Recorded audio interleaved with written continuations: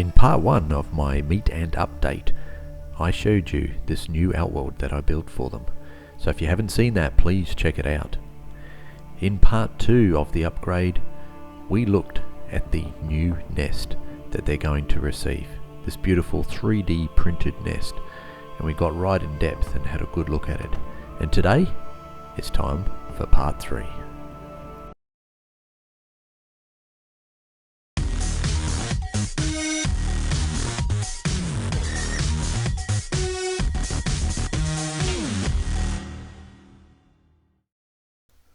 So my meat and colony is currently in this small fish tank, and it's a very small fish tank for them.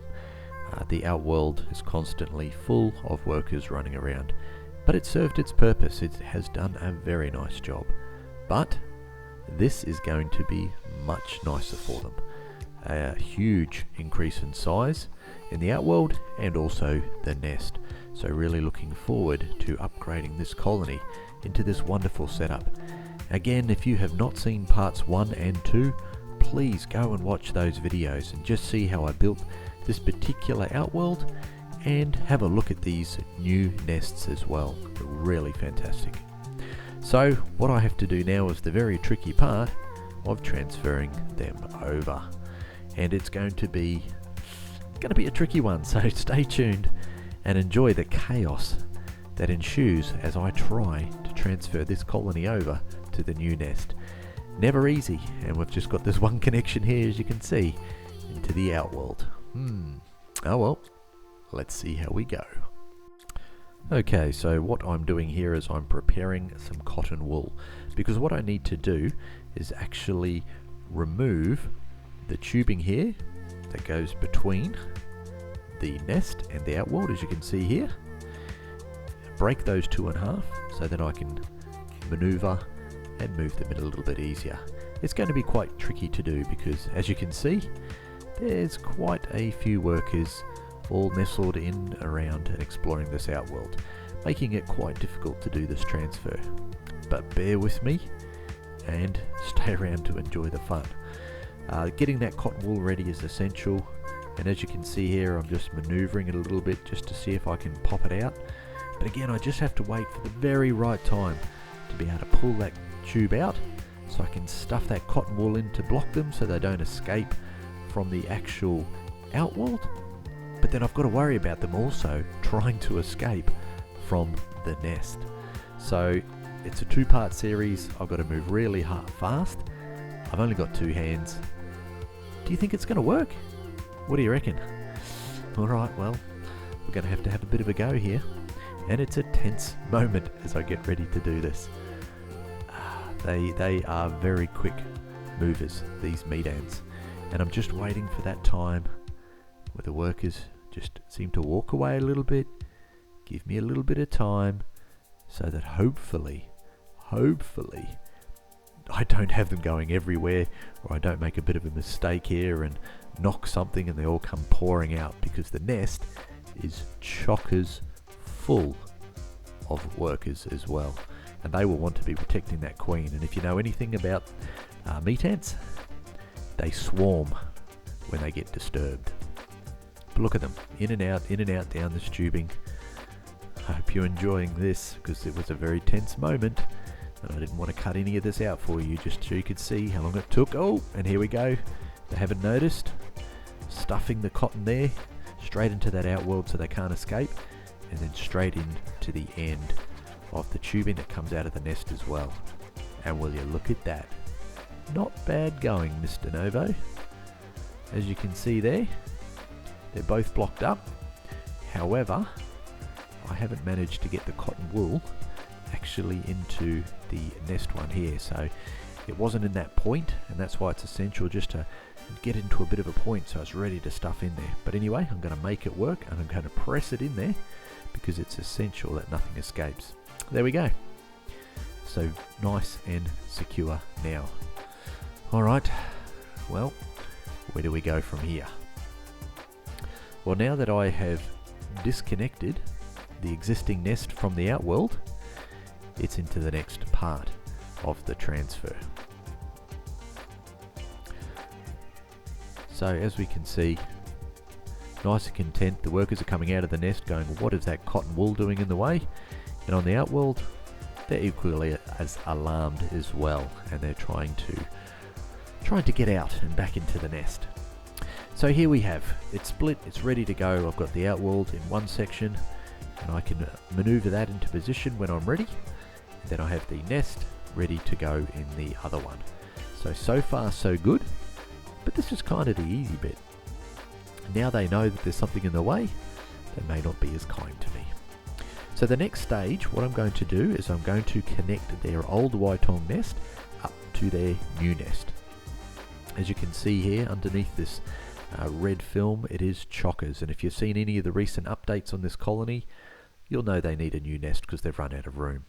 So what I've done here on this new nest is I've put a connector in here, and you can see there it's one of those baffle connectors, and what I've done is I've just attached a bit of tubing, and what I'm going to do here is to just try and slot it in like so. So I've just measured up the tubing so it fits nicely, and as you can see there, it's got that little tapered end that goes into the new nest, which comes with those new nests, which is fantastic for these kinds of transfers, or if you are connecting up to an outworld. And it is now just connecting up to the nest like so. Now no workers have come out yet, which is good, but I am just having a little bit of drama. There we go, great, okay. The tubing is all in and connected. Sigh of relief. And remove one of those blanks. So as you can see, now they can just transfer straight into this new nest when they work out what's going on. Now up the other end of this new nest is obviously the piece of tubing, which again was beautifully 3D printed by the manufacturer of these nests, and that goes out into the outworld.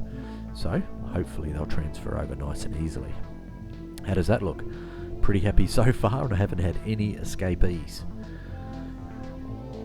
As you can see, that new tapered end is good because you can slot on any tubing onto it, and you just keep pushing it on and it just fits in nice and tightly onto there. And it's a little bit of a pliable tapered end there as well. But wow, look at all of those eggs and all those workers in that nest. Now as I've removed that red film from the top, that red perspex on the top, they're exposed to the light, they're going to get uncomfortable, and they're going to want to move. And that's where they're going to want to move, hopefully, is through that tubing and into the new nest.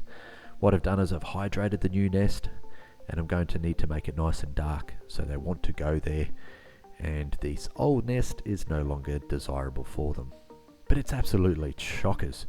I mean, look at all of those eggs all piled up throughout the whole thing.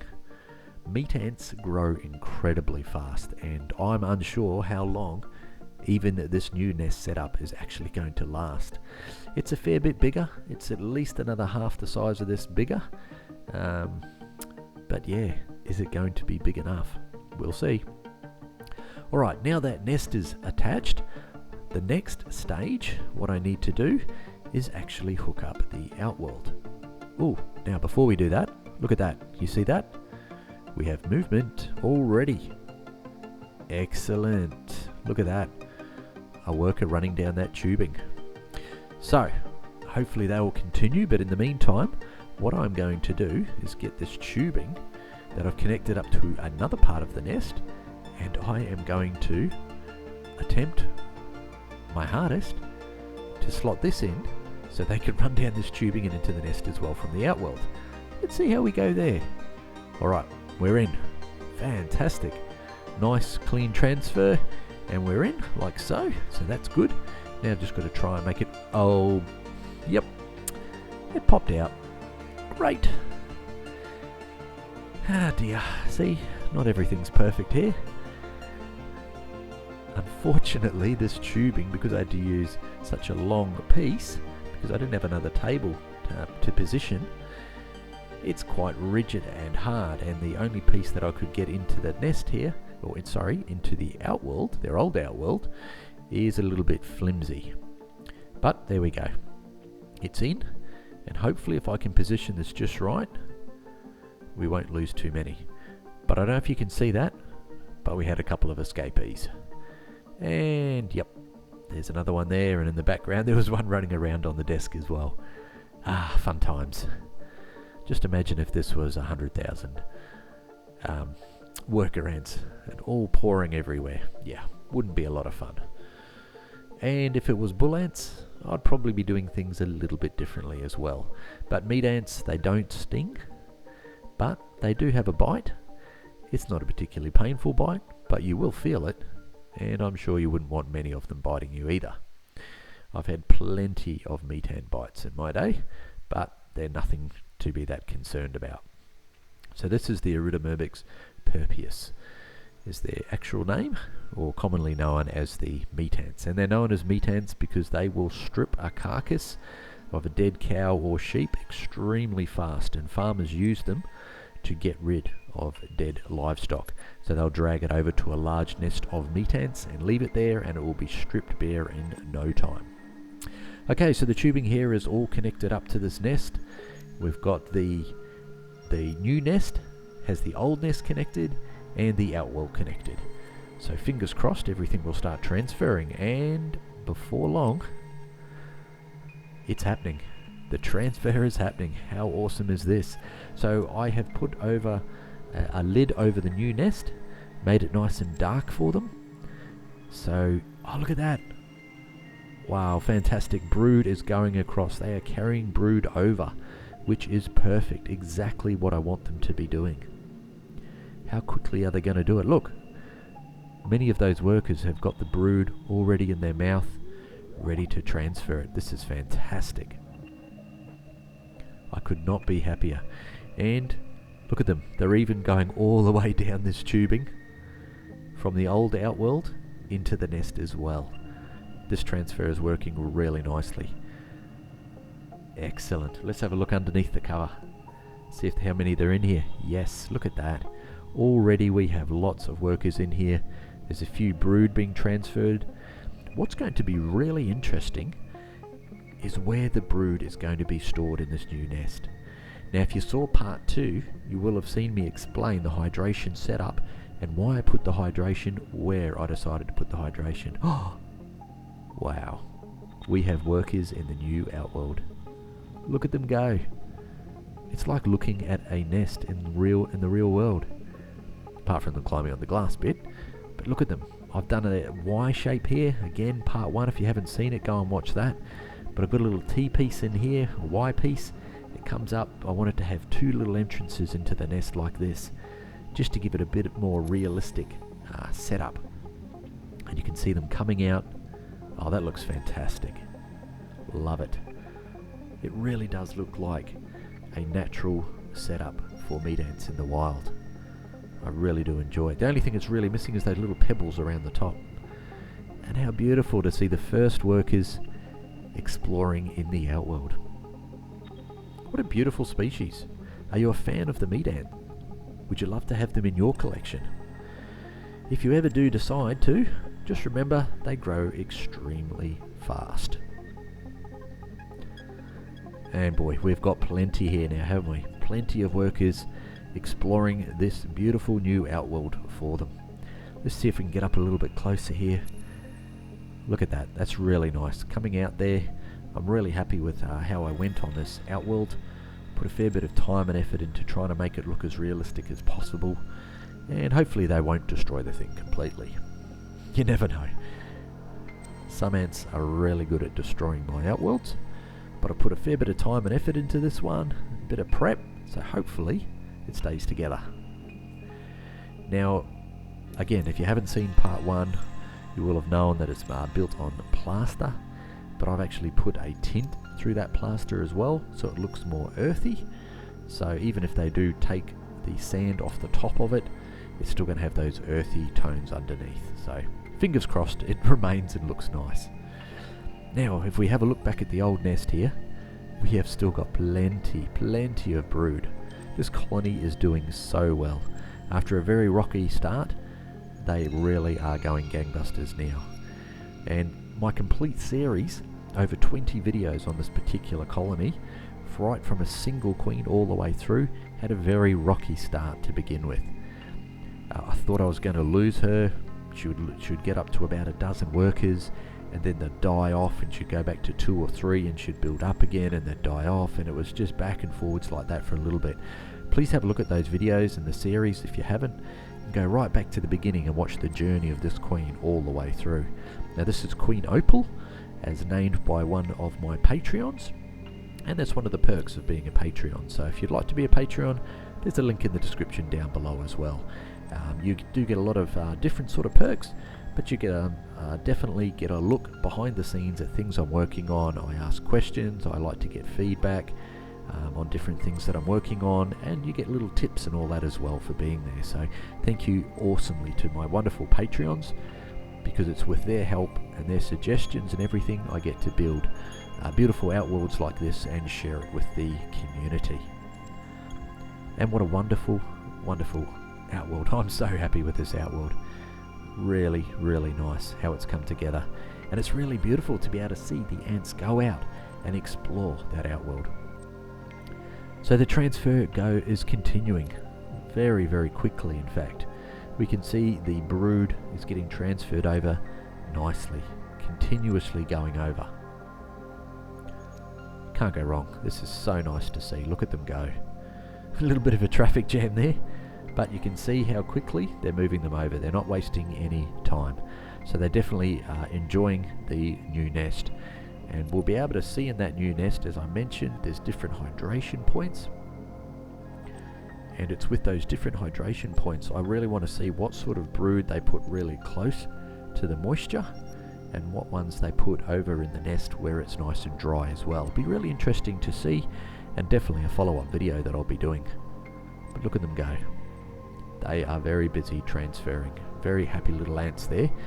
And I'm really happy that I do not have several hundred ants running around the table, because that'd be scary. Wow, so nice to be able to see them up close and personal like this. Been able to see those beautiful colours. They've got a really metallic-y, sort of petrol-y coloured abdomen, and a nice red sort of maroni head to them as well. There are a couple of different species of meat ants in Australia. This is just the particular one that I have locally here in my area that I caught this queen of quite some time ago. And here we are, they're very busy in the outworld around the nest entrances here, pouring out and really discovering, exploring in the outworld here.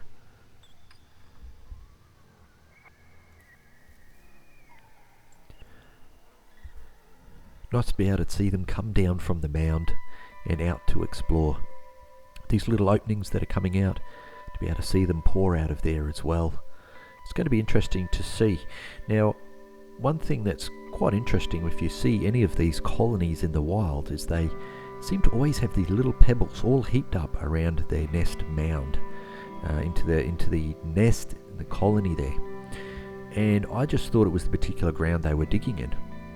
But in speaking to someone, and I need to see if this is verified anywhere, but what I'm told is they actually use those small pebbles as heat sinks.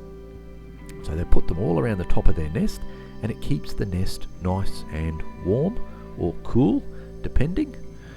They have that sort of thermic effect on the colony. So quite interesting. Definitely need to do a bit more research in this. But it's funny because every colony I've found of meat ants has exactly the same thing. So maybe I need to put a few pebbles in here so it's a bit more natural for them. We'll see.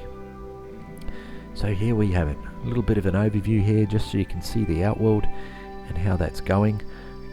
I've waited and come back after a couple of hours just to see what the transfer is looking like.